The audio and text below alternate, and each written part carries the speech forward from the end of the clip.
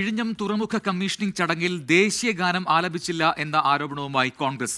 പ്രധാനമന്ത്രിയും ഗവർണറും മുഖ്യമന്ത്രിയും പങ്കെടുക്കുന്ന ചടങ്ങിൽ ദേശീയ ഗാനം ആലപിക്കാത്തത് പരിപാടിയുടെ ശോഭ കെടുത്തിയെന്നാണ് കോൺഗ്രസിന്റെ ആരോപണം. സലിം മാലിക് തിരുവനന്തപുരത്ത് നിന്ന് ചേർന്ന് കൂടുതൽ വിവരങ്ങളുമായി. സലിം, വളരെ പ്രധാനപ്പെട്ട ഒരു വാർത്തയാണ് ഇതിപ്പോൾ കോൺഗ്രസിന്റെ ആരോപണമായി വന്നിരിക്കുന്നത്. എന്താണ് യഥാർത്ഥത്തിൽ സംഭവിച്ചത്? വിഴിഞ്ഞം തുറമുഖ കമ്മീഷനിംഗ് ചടങ്ങ് മൊത്തത്തിൽ ഈ രീതിയിൽ പല പ്രശ്നങ്ങളുമായി പല സംഭവ വികാസങ്ങൾ കൊണ്ട് തന്നെ ശ്രദ്ധേയമാവുന്നുണ്ട്. അപ്പോൾ എന്താണ് ഈ കോൺഗ്രസിന്റെ ഇപ്പോഴത്തെ ഈ ആരോപണത്തിന് പിന്നിലുള്ള നിജസ്ഥിതി?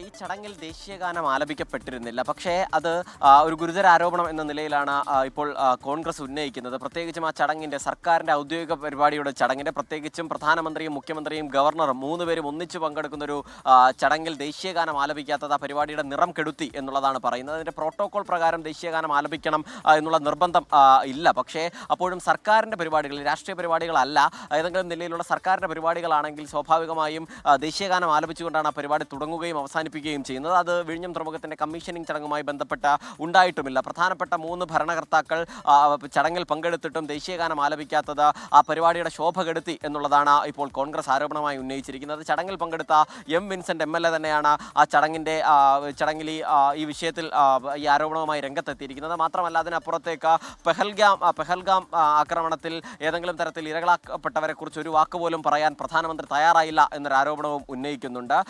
ഇതിൽ രാഷ്ട്രീയ പ്രസംഗങ്ങളായിരുന്നു പ്രധാനമന്ത്രിയും ഒപ്പം തന്നെ മുഖ്യമന്ത്രിയും നടത്തിയത്. അതൊക്കെ രാഷ്ട്രീയ പക്വതയില്ലായ്മയുടെ തെളിവായി കാണേണ്ടതുണ്ട്. ഇത്തരത്തിലൊരു ചടങ്ങിൽ അത്തരത്തിൽ രാഷ്ട്രീയമായ ആരോപണങ്ങളും പ്രത്യാരോപണങ്ങളും ആണോ ഉണ്ടാകേണ്ടത് എന്നും കോൺഗ്രസ് ചോദിക്കുന്നു. ഈ പല നിലയിലുള്ള ഈ അനൗചിത്യങ്ങളായിരുന്നു വേദിയിൽ അരങ്ങേറിയത്. പ്രത്യേകിച്ചും ഈ പെഹൽഗാമിനെ കുറിച്ചൊരു വാക്കുമിണ്ടാതെ ദേശീയഗാനം ആലപിക്കാത്ത, അതിനപ്പുറത്തേക്ക് രാഷ്ട്രീയ പ്രസംഗങ്ങൾ നടത്തുകയായിരുന്നു പ്രധാനമന്ത്രി.